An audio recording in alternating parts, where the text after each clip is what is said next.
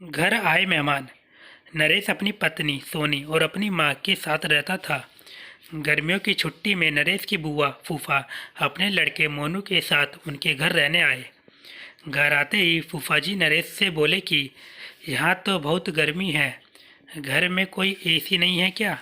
नरेश की माँ ने बोली, भाई साहब, अभी कुछ दिन पहले ही नरेश ने अपने कमरे में एसी लगवाया है। यह सुनते ही फूफा जी अपने बेटे से बोले कि सारा सामान नरेश के कमरे में ले जाएं। नरेश और उसकी पत्नी सोनी चुप रहे, क्योंकि उन्होंने सोचा कि कुछ दिनों की तो बात है। इस तरह बुआ फूफा जी को नरेश के घर रहते 1 महीना हो गया। नरेश अपनी माँ से पूछा कि बुआ जी कब जाने वाली हैं? हम कब तक ऐसे ही हॉल में सोकर अपना गुजारा करेंगे? नरेश की माँ बोली, बेटा, रिश्तेदारी का मामला है, हम कुछ कह भी तो नहीं सकते।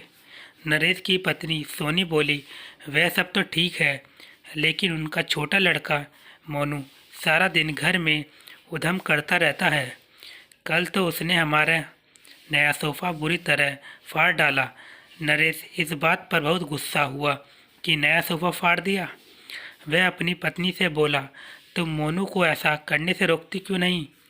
सोनी बोली, जब से बुआ फूफा जी आए हैं कुछ न कुछ खाने की डिमांड करते रहते हैं, जिससे मेरा और माँ जी का सारा दिन तो रसोई में ही बीत जाता है।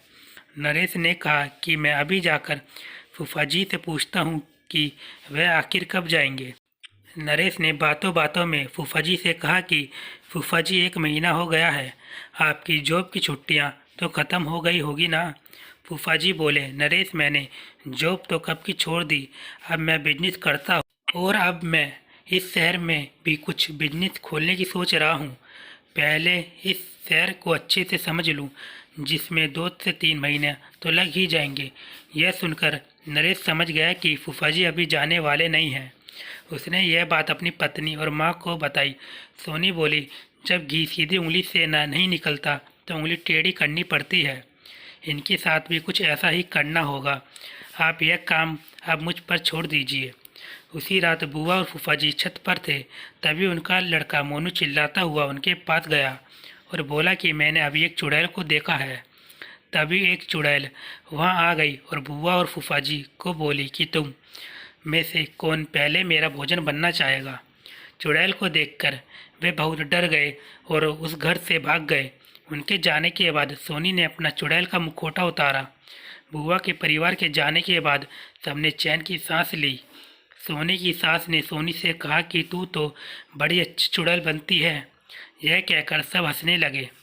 इस कहानी से हमें यह सीख मिलती है कि हमें किसी भी रिश्ते का गलत फ़ायदा नहीं उठाना चाहिए।